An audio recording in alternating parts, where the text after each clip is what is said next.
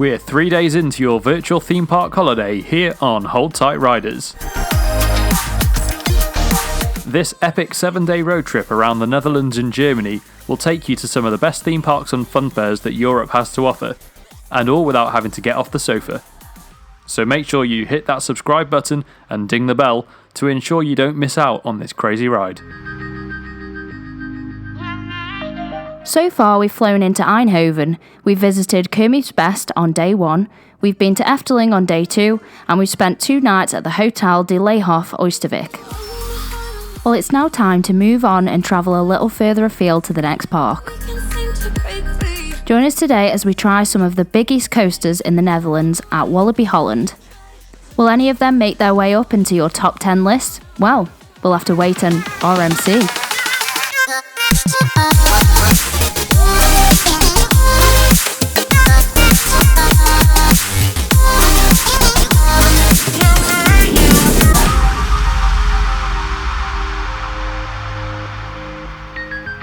It's an early start today as we have around 90 minutes to drive from the hotel to Walibi Holland.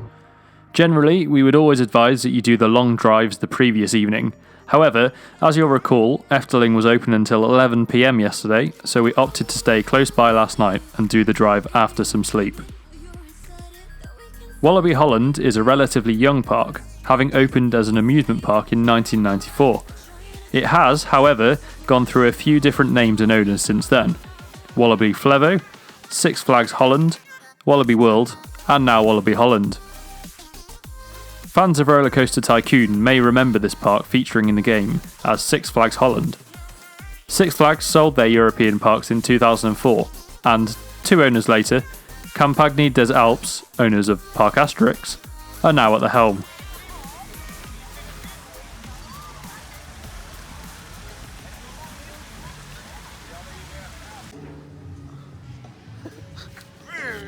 Does it go upside down? This one does, yeah. The main draw to the park today is, of course, to try out the brand new coaster from Rocky Mountain Construction, Untamed.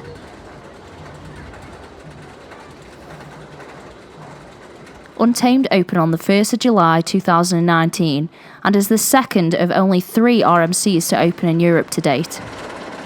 The company has quickly become the talking point of the industry with the new take on the classic wooden roller coaster, replacing traditional wooden construction techniques and retrofitting old rides with steel I-beam track or a steel topper track, allowing for a smoother ride with extreme elements, inversions and transitions.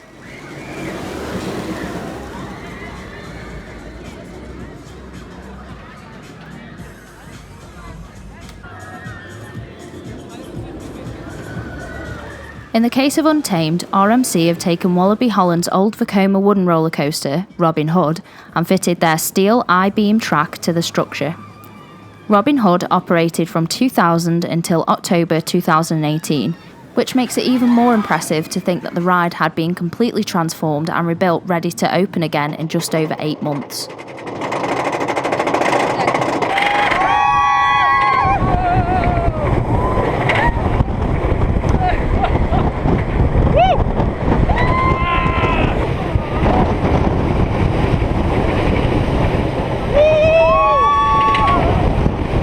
Untamed is a brilliant ride and doesn't let up until you slam into the final brake run.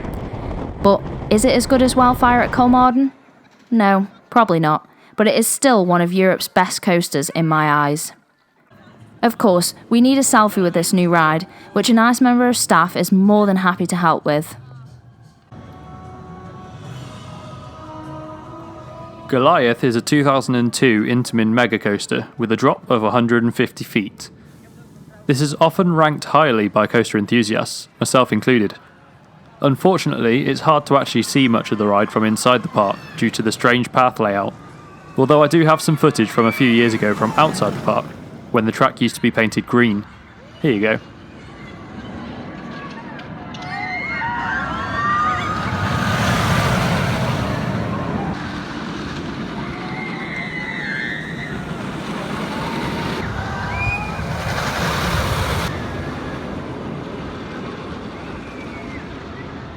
The coaster lineup is pretty impressive at Walibi Holland. The next to try is Lost Gravity, a ride whose colour scheme may look rather familiar to fans of Alton Towers.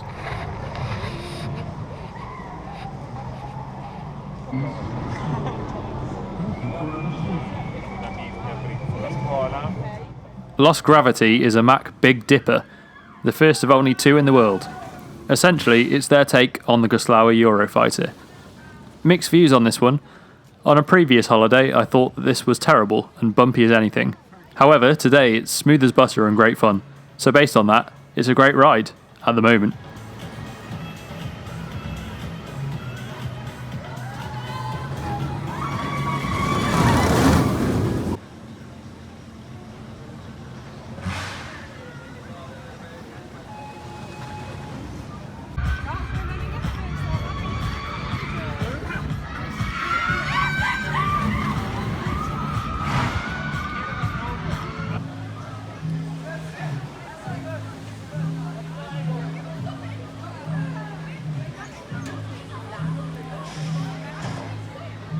Okay, call it N.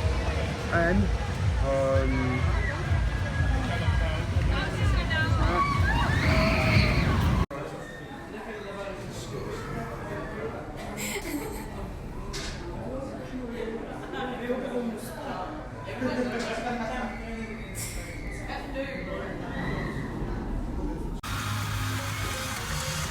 A great place for a sit down after lunch is on the park's Ferris wheel. You get some great views over the park on this.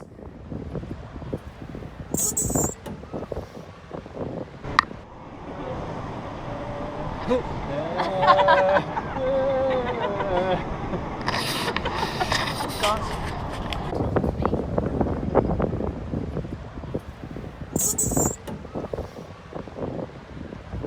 beauty.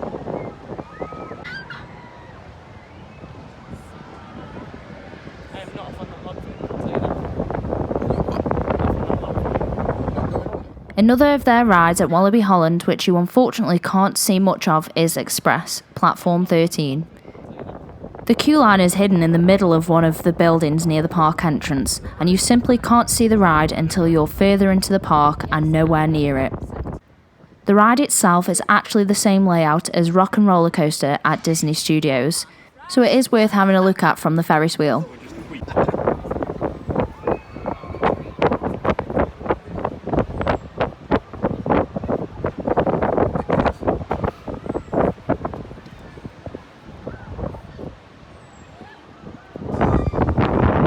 Yep, you're right, that is a Vekoma SLC. Yuck.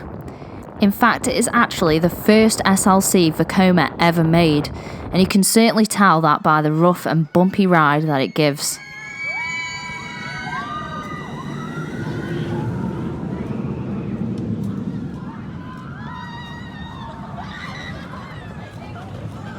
By now you've probably cottoned on to the fact that this park is quite coaster heavy.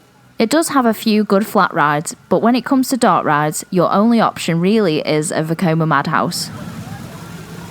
Also on offer at the park is a Vekoma Boomerang, Speed of Sound, which underwent a refurbishment in 2011.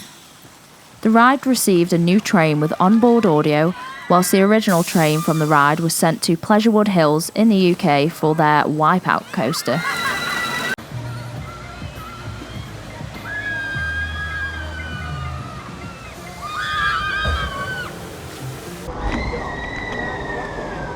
Walibi Holland also has an amazing log flume built by Mack Rides in 1994.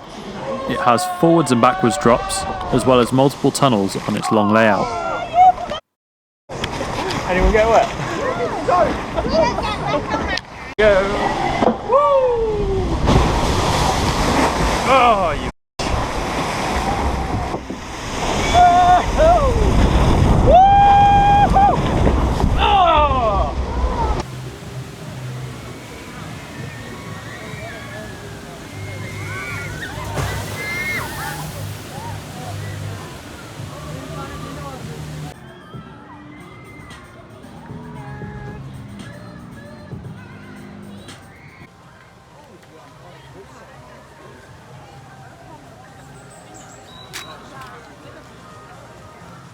After a few re-rides on Untamed, it quickly becomes clear that we've lost track of time and the park will be closing soon. So, how much does a day at Walibi Holland cost? Well, that depends. The average price online for a ticket seems to be €32.50 per person. However, we have a little hack for you here. Walibi has its own holiday village on site, made up of multiple log cabins, almost like a Butlins or Centre Park style setup.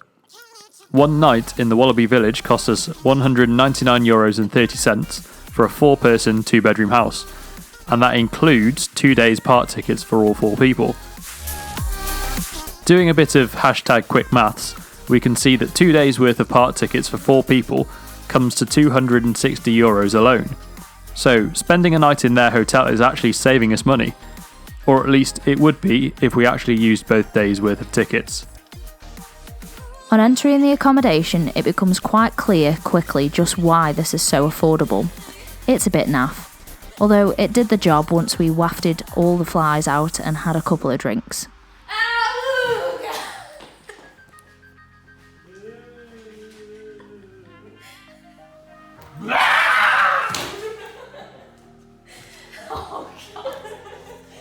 What we didn't realise though is that Walibi don't include towels when you book their accommodation, and by the time we realised this, at about 10 o'clock, the reception building was locked and no staff could be found, just as well that we packed a hairdryer then.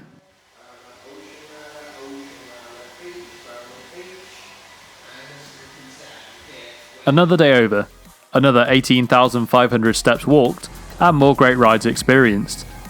Walibi's coaster lineup is very impressive and worth a visit alone just to try them out. Time seems to fly on these trips, we're already 3 days down, but that doesn't mean there's still not loads of great rides to look forward to. Join us tomorrow, where we'll be continuing the adventure, crossing the border and taking a big drive over to the northeast of Germany to visit Heide Park. We'll see you then.